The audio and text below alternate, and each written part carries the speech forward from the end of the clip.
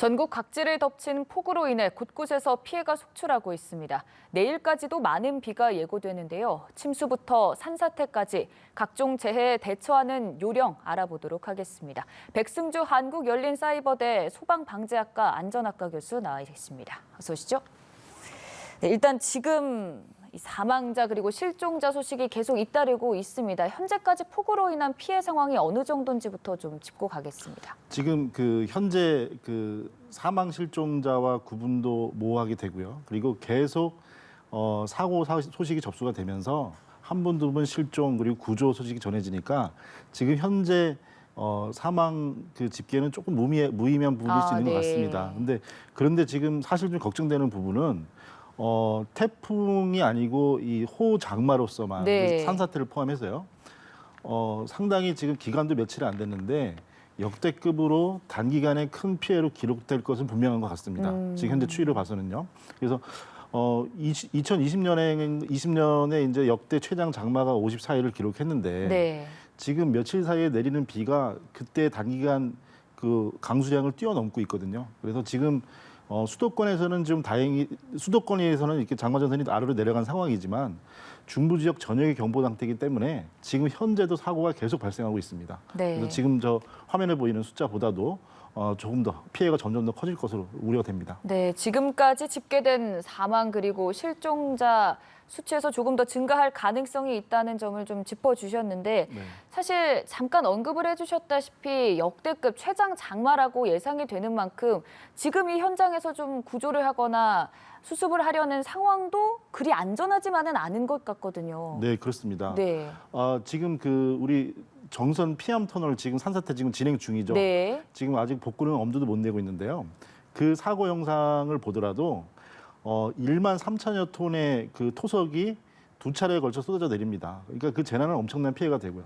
한 번 쏟아져 내린 산사태는 그 절개가 된 산이 다시 또 비가 계속 내리고 있기 때문에 더 위험한 상태가 되니까 산사태 지역과 그 인근 지역은 다 포함해서 배수가 기능을 상실한 원인이 가장 큽니다. 배수로가 기능을 상실해서 그래서 우리가 전조를 얘기할 때 번면에 경사면에 물이 솟구친다 얘기를 하는 것처럼 함수율이 높은 상태이기 때문에 그 산 전체가 위험한 상태가 되는 거죠. 물을 먹은 솜처럼. 그렇기 때문에 구조와 접근할 때 이 신속한 부분도 중요하지만 구조대의 안전을 보장한 전제하에 구조를 진행하셔야 됩니다. 네, 그렇다면 이 산사태가 일어난 지역 근방에 계신 분들도 조금 주의를 하셔야 될 것 같은데 어떤 부분들을 조심하면 될까요? 네, 당장 산사태가 일어난 지역 그리고 일단 비가 많이 오고 주거지 뒤편에 야산에 있는 시골 마을 같은 경우는 선제적인 대피가 중요합니다. 지금 국가위기경보가 심각단계입니다. 심각단계면은 관심, 주의, 경계, 심각이 4단계 중에서 가장 마지막이고요. 심각단계라고 하면 벌써 재난에 맞닥뜨린 상황입니다. 꼭 내 집 뒷산이 무너진 상태 그게 아니고 지역적으로 권역적으로 위험한 상황이 되면 두 가지 계신 곳의 정보를 주변 분들하고 계속 옆집, 지인들 공유하시고요. 그리고 임시 대피시설 이제 마을 같은 경우는 농촌 같은 경우는 마을 회관 같은 데 데릴 수가 있겠고요. 그리고 정보를 방송, 라디오를 통해서 들으시는데 지금 현재는 우리가 능동적인 정보를 수집할 수가 있습니다. 핸드폰 어플로 안전 디딤돌 그리고 재난안전 지도 이런 걸 검색을 하셔가지고 어플을 이렇게 폴더로 만들 수가 있잖아요. 정보를 실시간으로 해서 내가 계신 지역에서 자기 거점 위주로 재난 위험 상태를 알 수가 있습니다. 그래서 정보를 수집하고 알리면서 선제적인 대피를 우선 하시라 그 말씀을 드리고 싶습니다. 선제적인 대피의 중요성을 계속해서 강조해주고 계시는데 그렇다면 좀 알기 쉬운 전조 증상이라든가 특징점들이 있을까요? 네, 산사태 상황이나 어떤 시기나 어떤 가족분들이나 형태에 따라서 피해의 형태나 이런 것들은 여러 가지로 달라질 수가 있는데 전조를 하기 전에 꼭 말씀드리고 싶은 거는 일단 산사태가 시작되는 순간에 거기 계시면 벌써 상당히 생명의 위험이 있는 상태, 늦은 상태입니다. 그래서 일단은 그 전제를 말씀드리고요. 근데 전제라고 말씀드리는 건 첫 번째 말씀드린 배수로 항상 홍수, 호우 이후에 산사태가 동시에 그리고 그 뒤에 발생하잖아요. 그래서 흙이 물을 머금는 안반층 위에 토양층이 물을 솜처럼 머금는 상태가 되면 그것들이 이제 토속류라고도 하는데 돌과 나무 이런 것들이 물처럼 흘러내립니다. 그렇게 되면 이 경사면, 범면, 옹벽 있는 배수구, 배수로 등에서 물이 솟구치게 되고요. 그리고 평상시에 물을 배수하던 도랑에서 물이 분명히 비가 왔으니까 흘러내려야 되는데 안 흘러내리게 되고 다른 쪽으로 흘러가는 거죠.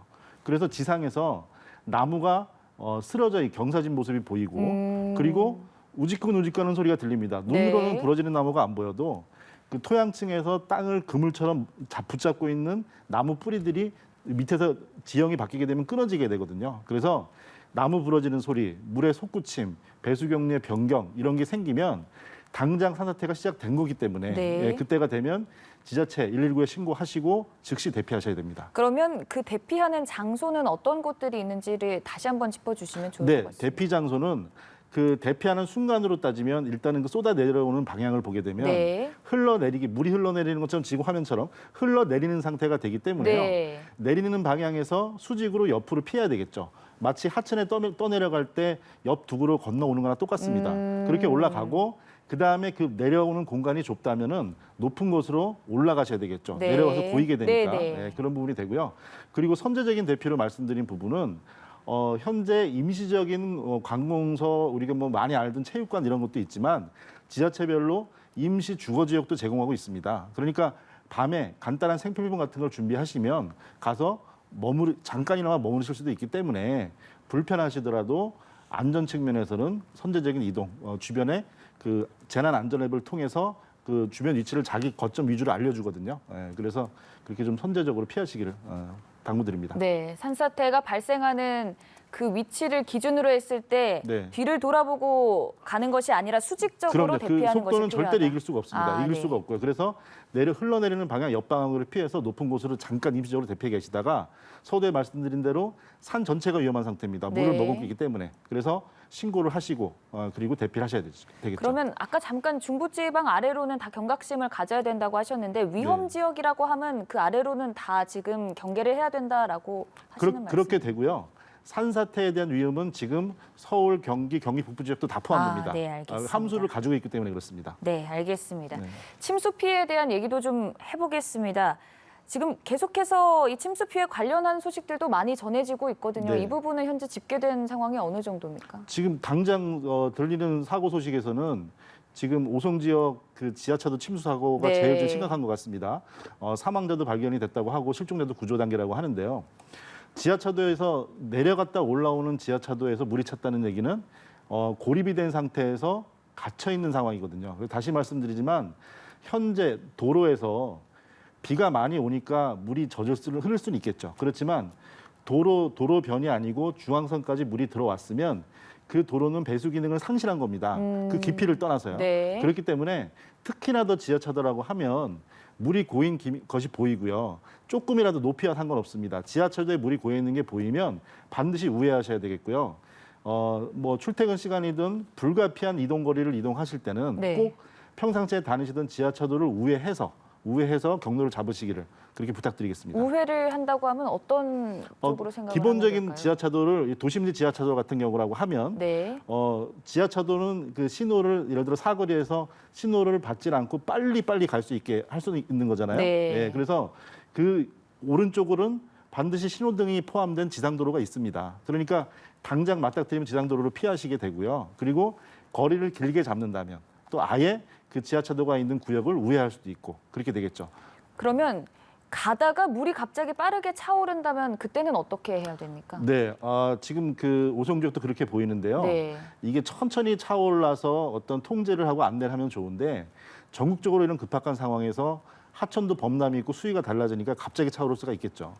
갑자기 차오르는 상황에서는 제가 정량적으로 말씀드리고 싶은데 30cm를 말씀드립니다. 네. 30cm의 높이가 차가 올라오면 차량 바퀴에서 3분의 2 정도 높이가 되는데요. 네. 그렇게 되면 차 밑에서 전기장치 이런 것들이 잠기게 되고 그리고 머플러 쪽으로 배기구 쪽으로 물이 들어가게 됩니다. 네. 그래서 배기구에 물이 들어가면 엔진의 시동이 걸린 상태에서 시동을 끄시면 안 돼요. 시동이 걸린 상태에서는 엔진의 힘으로 밀어내기 때문에 어느 정도는 다소 유지가 되니까 저대한 기어로 이동을 하시는데 30cm가 넘어가면 천천히 이동하는 건 의미가 없습니다. 시동이 언제 꺼질지 모르는 상황이 되기 때문에 그렇게 되고요. 더 올라와서 수위가 더 잠기는 상황까지 된다. 30cm 이전에 차를 버리고 대피하셔야 됩니다. 30cm 이전이면은 그 사람이 걸어갈 때 이동이 네. 물의 흐름이 있어도 그 밑이라고 하면 성인 남성 기준입니다. 어느 정도 쓰러지지 않고 이동할 수가 있거든요. 네. 흘러들다고 하더라도. 그래서 그 정도가 됐으면 일단 대피 시간이 첫 번째 기회가 되고요. 그 다음에는 뭐냐면 계속 수위가 올라오게 되면 바깥 수위가 높아지면 차 안에서 창문과 문을 닫고 계시면 수위가 높기 때문에 문을 밀어서 열질 못합니다. 네. 갇히게 되니까. 그리고 전기 장치가 적게 되면 창문이 안 내려오죠. 예, 그렇게 되니까 그 이상을 시간을 놓쳤고 잠기는 시간이 빠르다면 창문을 빨리 내리시고 차는 버려야 됩니다. 네. 창문을 빨리 내리시고 수위차가 바깥과 30cm 이내 높이 차가 안 날 때 밀어서 대피를 하셔야 되겠고요. 그리고 전해지는 제보 영상에도 있었는데 썬루프가 있는 차량 같은 경우는 네네. 썬루프 위로 이동을 해가지고 잠깐 대피하시는데 이때 주의하실 점은 뭐냐면 하천이나 완전히 저지대 같은 경우는 차량 위에 있는 것만으로도 위험할 수 있습니다. 그 주변에 구조를 요청하시고 그리고 자력의 걸음으로 그나마 좀 안전하게 이동할 수 있는 게 무릎 아래 정강이 높이 30cm다. 차문 높이도 30cm, 차의 잠기는 높이도 30cm. 그 30cm를 좀 기억해 주시기를 네. 부탁드립니다. 운전을 할 때 30cm 정도 물이 차올랐다. 그 네. 이전에는 차를 버리고 좀 밖으로 나와야 그 된다는 이전에 말씀을 대피가 돼야 되는 상황인 해주시는 거죠. 것 같고요. 네, 네. 근데 또 동시에 많은 분들이 우려를 하는 부분 중 하나가 이 물이 좀 어느 정도 침수가 되어 있는 상황에서 보행을 하다 보면 맨홀에 급류가 휩쓸리는 경우나 아니면 감전 위험이나 이런 부분들에 대한 우려도 있거든요. 어떻게 대피를 해야 될까요? 맞습니다. 그 감전이 우려가 되는 부분은 도로에서 이렇게 보행을 하실 때 웅덩이가 있게 되면 네. 이제 배수 기능을 상실한 거잖아요. 그러면 그 배수로가 땅 밑에 맨홀 배수구가 어디선가 막혀 있고 배수가 안 되는 상태인데 이 상태가 됐을 때는 그 배수구에서 물이 역류로 올라오는 솟구치는 저런 상태가 나타나죠. 네. 자, 그런데 저것도 위험한데요. 저렇게 해서 물이 고여서 평면으로 그 밑이 맨홀 뚜껑이 있는지 없는지도 모르고 위험한 상태에서 만약에 저 하류 어느 부분에서 배수로가 해결이 됐어요. 그 물을 다시 빠지게 되면 그대로 빨아들이게 됩니다. 그래서 사망자가 또 발생하거든요. 네. 그래서 회오리처럼 그 우리가 싱크홀이라고 하는데 물이 빠져 내려가는 회오리로 대피가 안 되게 되니까 보행 상태에서는 그 반드시 도로변에 그 보도나 높은 곳을 밟고 하셔야 되겠고요. 근데 지금 말씀드린 차가 잠기는 상황에서 네. 그 상황에서는 지하차도 도로 차가 잠기는 상황에서 수위가 점점 높아지면 빨리 길 옆에 물이 잠겼어도 이게 우선순위가 있거든요. 물론 정전의 우려가 없다고 말씀드릴 수는 없습니다. 근데 그거는 두 가지 재난이 같이 겹친 상황을 우려하는 거기 때문에 더 중요한 상황이라서 도로변에 그리고 지상의 높은 곳으로 대피하시는 게 먼저죠. 그렇게 권해드립니다. 네, 차 위에 올라가는 것보다는 차를 빨리 벗어나서 안전한 곳으로 대피를 하는 게 그러면 더 나은 네, 선택인가요? 그거를 말씀드립니다. 네. 그래서 재난 상황에서 차가 잠기는 상황이 꼭 차 중간 높이라고 보장할 수는 없는 거거든요. 네. 그리고 또 이게 수리로 떠내려갈 수도 있기 때문에 하천 상황이면 대피하시길 권해드립니다. 네, 사실 날씨 예보를 보면은 내일까지도 좀 비 피해가 그렇습니다. 이어질 수 있을 것 같은데 많이 좀 심화될까요? 어떻게 좀 예비를 해야 될까요? 네, 제가 기상에 대한 전문가는 아니지만 그 날씨 알림이 앱을 통해 가지고 네. 위성 지도를 이렇게 보게 되면 지금 중부지방에 내일까지 많은 비가 내리고 중간에 잠깐의 텀 이후에도 계속 그 호우주의보 경보는 이어지게 될 것 같습니다. 네. 그럼 그 상황에서 지금 2차제 산사태 예를 들어 태풍이나 홍수 상황에서도 우리가 사망자나 피해자를 집계할 때 나중에 통계를 내보면요.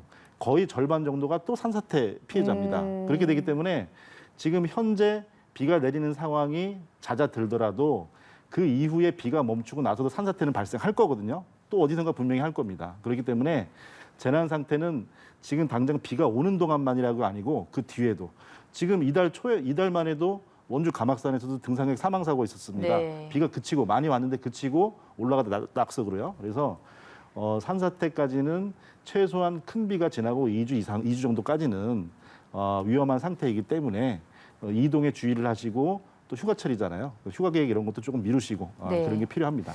2차 피해, 추가적인 피해에 대한 우려를 차치할 수 없다라는 점을 좀 짚어주셨는데 그게 최대로는 한 2주 정도 계속 경각심을 가져야 될 것 같고요. 네네. 그렇다면 시청자분들이 지금 이 비가 많이 오는 기간 동안 어떤 부분들을 좀 가장 중요시 생각하면 되는지를 짚어주시면 좋을 것 같습니다. 네. 현재 그 시기는 예를 들어 작년 통계만 보더라도 네.